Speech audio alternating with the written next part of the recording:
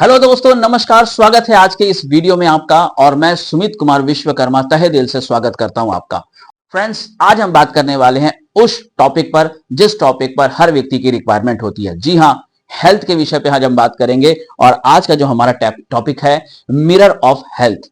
जी हां, 40 साल के बाद में हर व्यक्ति की लाइफ में कहीं ना कहीं हेल्थ की कुछ इश्यूज ऐड हो जाते हैं। उनकी इनकम का एक रेगुलर खर्चा उनकी हेल्थ के ऊपर, डॉक्टर के ऊपर, टेस्ट के ऊपर और मेडिसिन के ऊपर चला जाता है।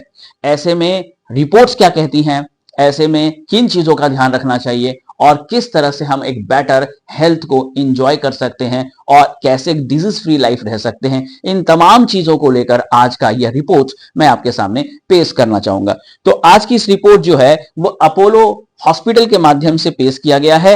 हेल्थ का जो ये रिपोर्ट है, हेल्थ ऑफ द नेशंस 2025, यानी कि ताजा एक रिपोर्ट मैं आपके सामने में शेयर करने वाला हूं जो अपोलो हॉस्पिटल ने शेयर किया है। वो भी कैसे, वो जो उनके पास में जितने लोग रेगुलर चेकअप पे आते हैं उनकी चेकअप को लेकर के एक रिपोर्ट उन्होंने कन्वे किया है, साझा किया है। और डिटेल्स इसकी जो लिंक है वो एंड में आपको मिल जाएगा, डिस्क्रिप्शन में मिल जाएगा। तो चलिए बिल्कुल भी लेट नहीं करते हैं। अगर पहली बार मेरे चैनल पे तो सब्सक्राइब जरूर कीजिएगा और अगर वीडियो अच्छी लगे तो जम के शेयर कीजिएगा और अगर कुछ भी वैल्यूएबल्स कमेंट्स हो तो उसे भी आप जरूर रखिएगा। तो फ्रेंड्स, यहां पर रिपोर्ट क्या कहता है। रिपोर्ट के अनुसार अपोलो ने अपने 2.5 मिलियन लोग जो 2025 के बीच में टेस्ट रेगुलर रिपोर्ट चेक करवाते हैं, उनसे कुछ रिपोर्ट निकाला गया है। Heart of the matters, heart के लिए कार्डियोवास्कुलर हेल्थ को लेकर के उन्होंने क्या बताया। जितने भी उनके पास में केसेस थे, 2.5 मिलियन केसेस थे, उनमें से 58 लोग जो तो असिम्प्टोमेटिक इंडिविजुअल्स केस थे, जिसमें 46% के पास में इंडिविजुअल विद कैल्शियम डिपोजिट, एक डिपोजिट जिसे आपकी हार्ट में हार्डनेस आना स्टार्ट हो जाता है, जिसमें से इंडिविजुअल लोग 40 साल के एज के व्यक्ति हैं 2.5%, 46 में भी 2.5% ऐसे लोग हैं जिनकी एज 40 साल तक बताई जा रही है। यानी आजकल आप जो आम दिन सुनते होंगे कि बहुत कम एज में लोगों को हार्ट की इश्यूज हो रही है, हार्ट अटैक्स हो रहा है, जिसके वजह से हार्ट में बहुत सारे डिपॉजिट्स होते हैं। केवल ब्लॉकेज ही नहीं होते, ब्लड क्लॉट्स भी होता है एंड कैल्शियम डिपॉजिट भी बनता है और भी बहुत सारे इश्यूज होते हैं जिसके वजह से कार्डियोवास्कुलर प्रॉब्लम होने लग जाता है। नेक्स्ट पीपीटी यह कह रहा है, नेक्स्ट पीपीटी से बात करें तो women in the spotlight. Women की अगर बात करें तो आफ्टर मोनोपोज, यानी कि अगर बिफोर मोनोपोज बात करें तो 14% लोगों को डायबिटीज का खतरा रहता है विमेन में, लेकिन आफ्टर मोनोपोज 40% व्यक्तियों को डायबिटीज का खतरा बढ़ जाता है। वहीं पर बिफोर अगर मैं बात करूं मोनोपोज तो यहां पर ओबेसिटी और ओवरवेट का खतरा 76% होता है। तो यानी आफ्टर मोनोपोज यहां पर 86% खतरा उनका बढ़ जाता है। फैटी लीवर की बात करें तो 54% होता है बिफोर मोनोपोज एंड द 70% होता है after menopause. 15% before and the 40% hypertension, यानी हाइपरटेंशन में और डायबिटीज में देखें तो एक लंबा आपको गैप नजर आता है बिफोर एंड आफ्टर मोनोपोज पे। यहां पे 40% का खतरा हाइपरटेंशन का बढ़ जाता है। आफ्टर मोनोपोज बहुत सारी डिजीज जो है अचानक से राइज कर जाती हैं और यही एक और भी कारण आता है कि महिलाओं में 40, 45 और 50 के बीच में अचानक से diabetes, heart disease, thyroid and बहुत सारे केसेस को आप जंप करते हुए देखते हैं। नॉट ऑल अल्कोहल, केवल अल्कोहल ही आपके लीवर को खराब नहीं कर रहा है। अगर बात करें तो 65% हैड ए फैटी लीवर, 65% लोग हैं जो फैटी लीवर है, 52% है normal liver size the blood test and 65 में भी 52% ऐसे हैं जिनका लीवर का साइज नॉर्मल है और टेस्ट वगैरह में पता ही नहीं चलता है, लेकिन जिसमें 65% लोगों का लीवर फैटी, यानी कि एक आम चीज हो गई है। अगर आप टेस्ट करेंगे तो पता चलेगा, नहीं टेस्ट करते तो बिल्कुल पता नहीं चलता। लीवर फैटी, यानी जी 65% लोगों को लीवर फैटी देखा गया है। 2024 पर 2.5 लाख इंडिविजुअल स्क्रीन टेस्ट हुए हैं जिसमें से 65 देखा गया है। 85% individual with the fatty liver cause of non alcohol, 85% ऐसे लोग हैं जिसमें 65 में से 85% ऐसे लोग हैं जिनको without any alcohol reason fatty liver देखा गया है। 76% individual with the obesity had fatty liver, 76% ऐसे लोग हैं जो ओवरवेट की वजह से लीवर फैटी उनका में कंडीशंस को पाया गया। और अगर बात करें तो हाइपरटेंशन भी एक बहुत बड़ा कारण होता है, 74% लोगों को लीवर फैटी पाया गया है। यानी लीवर फैटी, लीवर आपका ऑलरेडी बहुत सारे केमिकल्स बना रही है, लीवर अगर फिल्टर नहीं हो रहा है तो नॉन अल्कोहलिक कारण से भी आपका लीवर फैटी देखा जाता है। और ये बहुत बड़ा मेजर कारण है, कॉमन पता चलता है जब भी आप टेस्ट करते हैं तो आपको ये पता चलता है कि लीवर फैटी है। और समय रहते अगर इसका ट्रीटमेंट नहीं किया जाता है तो ये आगे जाकर के लीवर सोराइसिस तक, लीवर कैंसर तक चला जाता है, बहुत गंभीर बीमारियां बन जाती हैं।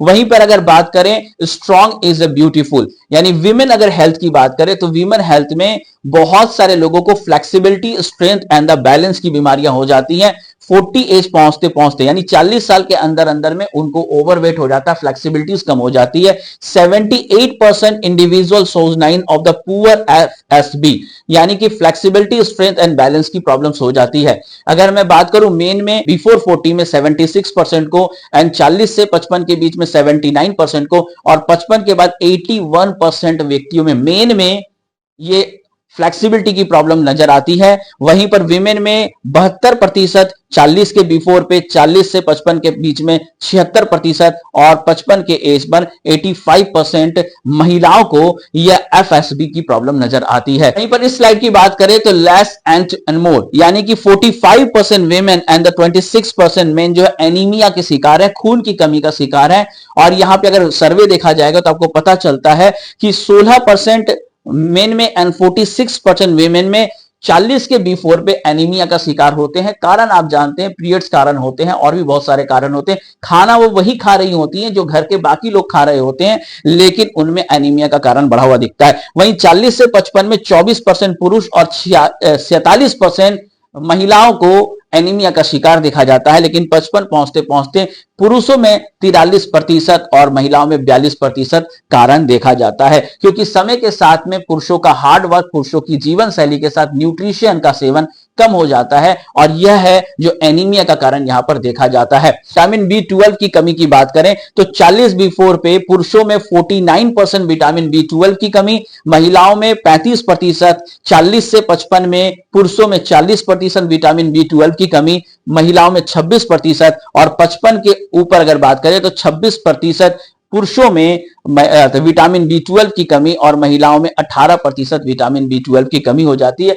और एक अगर बात करें विटामिन डी डेफिशिएंसी की, जी हां, तो यहां पर भी गौर करेंगे तो पता चलता है 40 के नीचे में 89% पुरुषों को विटामिन डी की कमी है, एंड 86% महिलाओं को विटामिन डी की कमी है। 40 से 55 के बीच में 83% पुरुषों को विटामिन डी की कमी है, एंड महिलाओं में 77%, और 55 के ऊपर में 71% जेंट्स को, पुरुषों को विटामिन डी की कमी है, और 67% महिलाओं को विटामिन डी की कमी है। यानी विटामिन बी 12 और विटामिन डी की बात करें तो पुरुषों में महिलाओं की अपेक्षा ज्यादा डेफिशिएंसी देखी जाती है।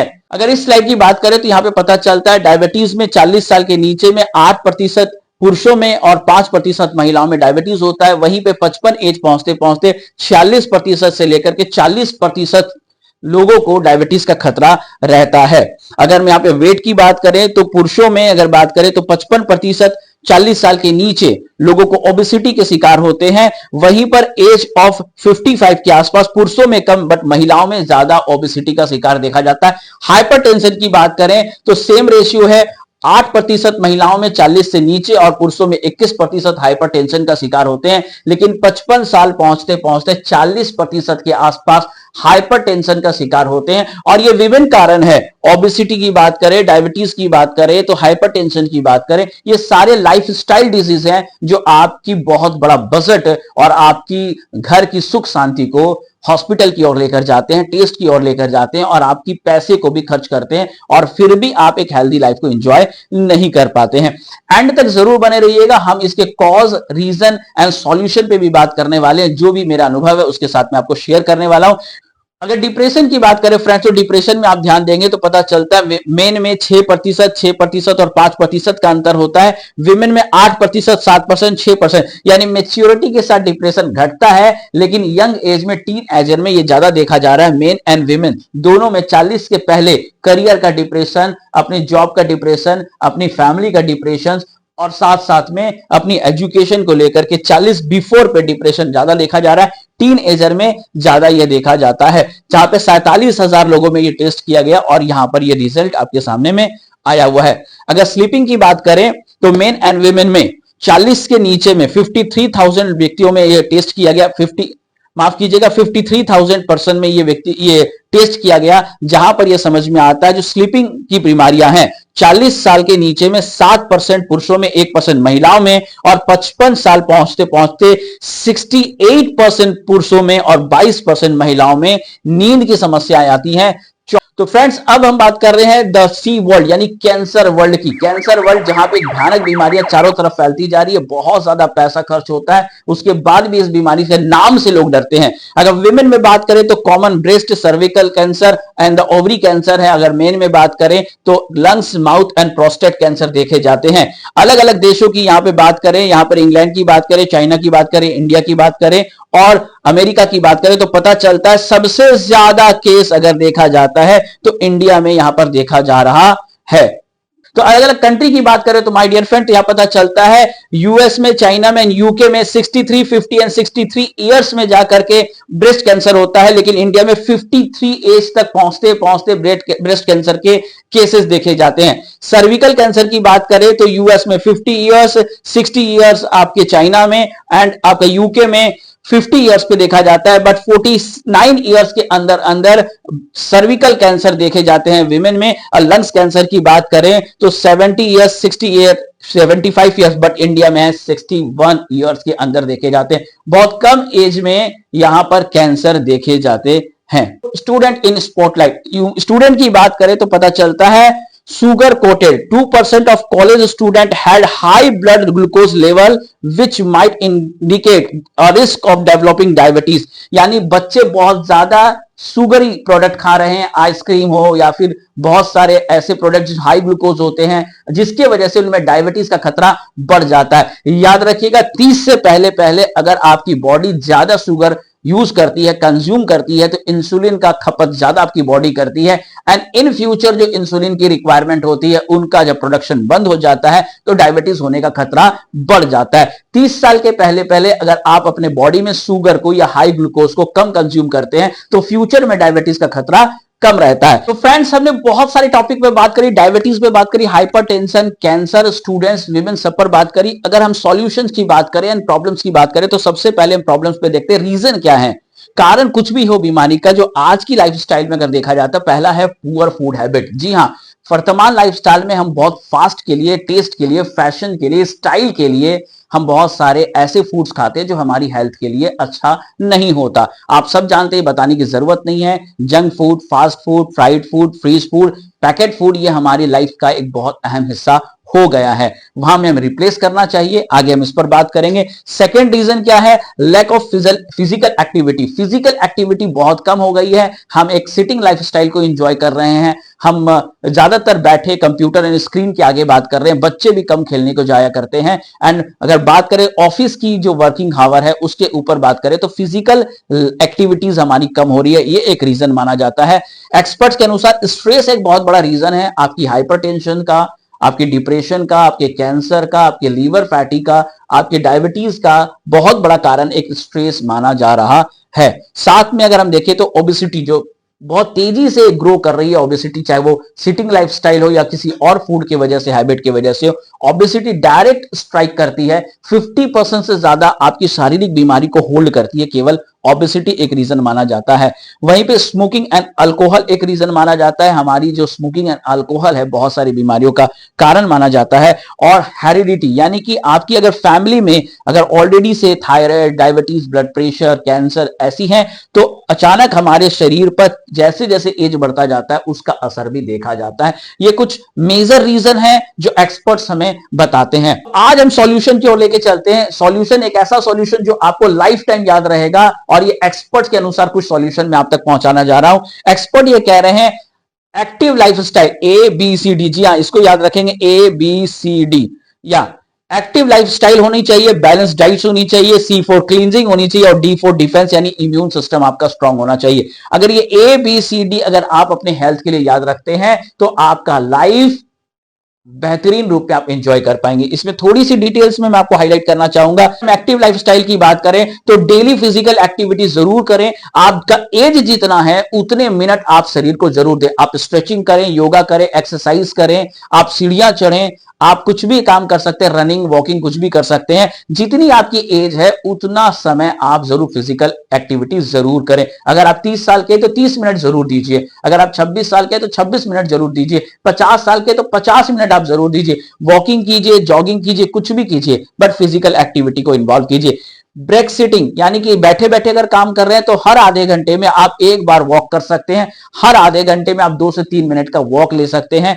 आप अपनी सिटिंग हैबिट को ब्रेक कीजिए। आप लगातार बैठ करके 2 घंटा 3 घंटा पिक्चर देख रहे हैं, वहां पे भी इंटरवल होता है, लेकिन अपने घर पे आप 3-3 4-4 घंटा मोबाइल स्क्रॉल करते रह जाते हैं। लेकिन एक सिटिंग हैबिट को ब्रेक करने की जरूरत है। स्ट्रेचिंग, योगा, एक्सरसाइज को अपने रूटीन में ऐड करने की जरूरत है। Change lazy lifestyle. अपनी लेजी लाइफस्टाइल को आप कैसे बैठते हैं, कैसे उठते हैं, आप किस तरह से रहते हैं, उसे चेंज करने की जरूरत है। अपने आप को एक्टिव मोड में डालना है।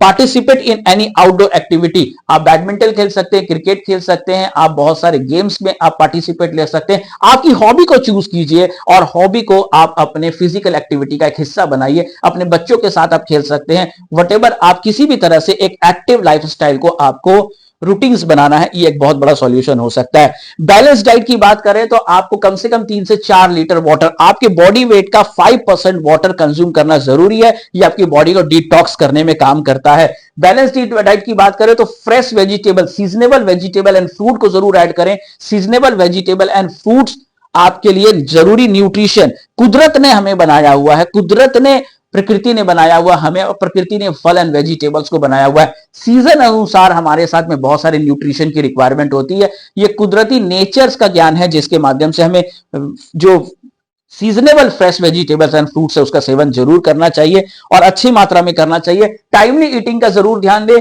क्योंकि आपकी बॉडी जो है एक आवर को फॉलो करती है। आप जब खाते हैं तब आपकी बॉडी उस तरह से, आपकी बॉडी के अंदर बहुत सारे हार्मोन्स बैलेंस्ड होते हैं। तो टाइमली ईटिंग को जरूर ध्यान दें। साथ साथ में अगर बात करें तो सप्लीमेंट की जरूर आप ऐड करें। अगर आपको एज के साथ में विटामिन डी की कमी है, विटामिन B12 की कमी है, अगर आपको कैल्शियम की कमी है, विटामिन सी की कमी है, तो डॉक्टर का सलाह लें और सप्लीमेंट को जरूर ऐड करें। सप्लीमेंट की जब बात आती है तो मैं आपको यह कहना चाहूंगा, फेक मार्केटिंग कंपनी से बचना है, फेक सप्लीमेंट से बचना है और आपको एक सही कंपनी के साथ में एक सही डॉक्टरी सलाह के अनुसार आपको एक अच्छी सप्लीमेंट का सेवन करना है। और अगर मैं उसमें ऐड करूं तो आपको पता चलता है, avoid junk food, fast food, high calories food जो है, इनसे आपको बचना है। हमेशा कोशिश करना है कि आपको इनको अवॉइड करना है, कम करना है। जल्दी खाना है, रात को आप देर लेट नाइट तक अगर खाते हैं, लेट नाइट स्लीपिंग करते हैं, तो उसको भी आपको हैंडल करना होता है। क्लीनिंग की बात करें तो हमारे ऑर्गन्स, हमारे सिस्टम में बहुत सारे डिटॉक्सिफिकेशन की रेगुलर रिक्वायरमेंट होती है, इसे भी डिटॉक्स करना बहुत जरूरी है। Add fibre rich foods. अगर आप 30 ग्राम फाइबर खाते हैं, एक्सपर्ट ये कहते हैं अगर मात्र 30 ग्राम फाइबर आप अपने खाने में ऐड करते हैं तो diabetes, blood pressure, hypertension, cancer, colon संबंधी बीमारियां, डाइजेशन समस्याएं बहुत हद तक कम हो जाती हैं। तो आप जरूर अपने खाने में फाइबर को ऐड करें। आप ओट्स ऐड कर सकते हैं, सिमोन ऐड कर सकते हैं, आप चाहेंगे तो मोटे अनाज को आप ऐड कर सकते हैं, आप वेजिटेबल्स को ऐड कर सकते हैं, फ्रूट्स को ऐड कर सकते हैं। आप फाइबर को जरूर ऐड करें, आपके लिए बहुत फायदेमंद साबित होगा। वहीं डिटॉक्स कर सकते हैं, आप बहुत सारे पानी पी सकते हैं, गर्म पानी पी सकते हैं। सुबह सुबह आप चिया सीड को ले सकते हैं। आप बहुत सारे जो हमारे पास बीज है, मेथी दाना है, धनिया है, उनको आप ले सकते हैं, धनिया पत्ता को ले सकते हैं। बहुत सारे डिटॉक्स के कारण होते हैं, रीजन होते हैं, आप उन्हें सर्च कर सकते हैं और अपनी बॉडी को रेगुलर वे पे डिटॉक्स कर सकते हैं। बीच बीच में फास्टिंग कर सकते हैं। फास्टिंग आपके वेस्टेज मटेरियल को मैनेज करने के लिए आपको बहुत ज्यादा फायदेमंद साबित होती है। लेट नाइट खाने की जगह आप बिफोर खा सकते हैं, जिससे भी आपकी बॉडी में डिटॉक्सिफिकेशन का रीजन होता है। आप एक खाने से दूसरे खाने के बीच में थोड़ा सा ब्रेक रख सकते हैं, भूख लगने पे खाना खा सकते हैं। आप बिना भूख के खाना खाने से आपकी बॉडी एक्स्ट्रा जितने भी मटेरियल बच जाती है उसको डिपॉजिट करता है आपकी बॉडी पे, लेकिन जब भूख लगकर खाते हैं तो आपकी बॉडी यूज करने की कोशिश करती है आपकी बॉडी में डिपॉजिट्स को।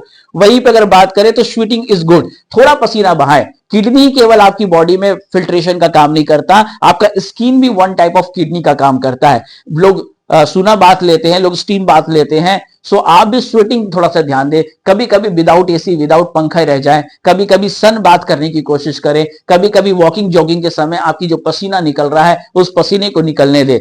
अगर आप डेली थोड़ा पसीना निकालते हैं तो भविष्य में बहुत बड़ी बीमारियों से आप बच सकते हैं। वहीं अगर हम बात करें तो डीप ब्रीदिंग, जी हाँ, डीप ब्रीदिंग लेते हैं। जब डीप ब्रीदिंग भी आपकी बॉडी में बहुत सारे क्लोट्स को, बहुत सारे कैंसर स्क्रीजन को, फॉरेन पार्टिकल्स को निकालने में हेल्प करती है, आपके लंग्स को साफ करती है, आपके हार्ट्स को साफ करती है, आर्टरीज को साफ करती है। इसलिए डीप ब्रीदिंग ले, बीच बीच में योगा, मेडिटेशन, आप प्राणायाम कर सकते हैं, डीप ब्रीदिंग ले।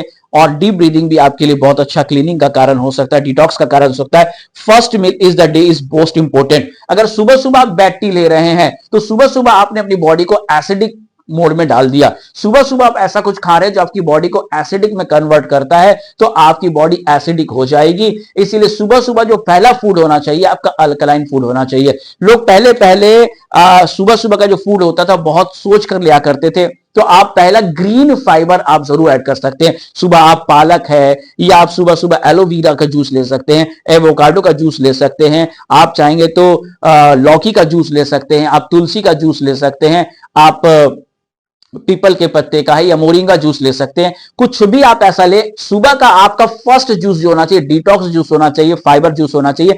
वीक में 1 या 2 बार आप लेमन जूस का जरूर सेवन करें। यह विटामिन सी को भी बढ़ाता है और आपकी बॉडी को डिटॉक्स करने का काम भी करता है। तो बहुत ही ज्यादा इंपॉर्टेंट होता है आपकी बॉडी का क्लीनिंग। अगर आप बॉडी को लगातार रेगुलर क्लीनिंग कर रहे हैं तो डिपॉजिट से आप बचेंगे और बहुत हद तक खतरा आपकी बॉडी पे कम हो जाता है। डिफेंस की बात करें, इम्यून सिस्टम की बात करें तो रेगुलर चेकअप करना बहुत जरूरी है। बीच बीच में कई कई कुछ ऐसी बीमारियां होती हैं जो छुप करके आपकी बॉडी में बढ़ती है और आगे जाकर बढ़ जाती है, तो यहां पे आपको रेगुलर चेकअप की जरूरत है। Add supplement like vitamin C, vitamin D, vitamin B12, ऐसी सप्लीमेंट को डॉक्टरी सलाह के अनुसार, एक्सपर्ट की सलाह के अनुसार जरूर लेना, सेवन करें। 40 के बाद में सप्लीमेंट बहुत ज्यादा अनिवार्य हो जाता है, क्योंकि आज जो हमारा जीवन शैली और खाद्य प्रणाली है उसमें जरूरत के अनुसार विटामिन, प्रोटीन की कमी कम पाई जाती है, जिसके लिए सप्लीमेंट ऐड करना बहुत जरूरी है। इसलिए सप्लीमेंट अगर रिक्वायरमेंट है तो जरूर ऐड करें। अगर फूड से आप अपने सप्लीमेंट को पूरा कर पा रहे हैं तो बहुत ही अच्छा है। अगर फूड से आपका सप्लीमेंट कवर नहीं हो पा रहा है तो आप जरूर आउटसाइड से सप्लीमेंट को ऐड कर सकते हैं। लेकिन सप्लीमेंट हमेशा कोशिश करिए कि हर्बल हो, आयुर्वेदिक हो, कम से कम नुकसानकारक हो, ज्यादा से ज्यादा फायदेमंद साबित हो और आप उसका हैबिचुएटेड नहीं हो रहे हो, इस चीज का भी ध्यान रहे। एक्सरसाइज करते तो आपकी इम्यून सिस्टम बढ़ती है, आपकी नर्वस सिस्टम एक्टिवेट होती है, आपका पूरी बॉडी रिचार्ज रहता है। तो एक्सरसाइज जरूर करें, एक्सरसाइज थोड़ा सा भी करें। 30 साल के बाद हमारी बॉडी का जो मसल्स है वो हर साल 7% नीचे की ओर जाता है। तो अगर आप पुशअप भी कर रहे हैं, आप अगर हल्का फुल्का आप दंड बैठक भी कर रहे हैं तो आपकी मसल्स टोन्ड रहती है और आपका इम्यून सिस्टम स्ट्रांग रहता है। वही अगर बात करें फोकस ऑन गट हेल्थ, कहा जाता है दुनिया में सबसे पहले जो हमारी डेथ स्टार्ट होती है हमारे गट हेल्थ की डेथ से स्टार्ट होती है। मरने से पहले हमारा गट हेल्थ मरता है। जी हां, हमारे 70% इम्यूनिटी हमारी पेट के आसपास होता है, गट हेल्थ में होता है। और गट हेल्थ का ध्यान रखेंगे, यानी आपकी डाइजेशन अच्छी होनी चाहिए, उसके ऊपर आप ध्यान दें। आपका खाना पीना सुपाच्य हो, बहुत जल्दी पच जाए, पेट बहुत लंबे समय तक बेकार के गार्बेज को कैरी ना कर रहा हो, इन सब का ध्यान दें। और गट हेल्थ कैसे इंप्रूव होगा इसके ऊपर आप फोकस कर सकते हैं। Focus on your gut health. Avoid stress, stress को अवॉइड करने के लिए आप मेडिटेशन कर सकते हैं, वॉक कर सकते हैं, डिस्कशन कर सकते हैं, अच्छे फ्रेंड्स बना सकते हैं, उनसे बातचीत कर सकते हैं, बुक्स पढ़ सकते हैं, अच्छे म्यूजिक सुन सकते हैं, बहुत सारी चीजों को माफ कर सकते हैं, बहुत सारी चीजों को अवॉइड कर सकते हैं, आप अपने स्ट्रेस को अवॉइड कर सकते हैं। तो फ्रेंड्स, ये आज की जो टॉपिक थी मैंने आपके साथ शेयर किया, होपफुली आपको बहुत अच्छा लगा होगा। अगर आपको अच्छा लगा हो तो इस वीडियो को जम के शेयर कर दीजिएगा, ज्यादा से ज्यादा लोगों तक पहुंचाइएगा और इस तरह की जरूरी कंटेंट मैं आपके तक लेकर आता रहूंगा। इस चैनल को सब्सक्राइब कर दीजिएगा, अच्छी लगे तो लाइक कीजिएगा और अपनी वैल्यूएबल कमेंट जरूर मेंशन कीजिएगा। मैं सुमित विश्वकर्मा तहे दिल से आपका स्वागत करता हूं और आज के लिए इतना ही। जय हिंद, जय भारत, धन्यवाद, थैंक यू।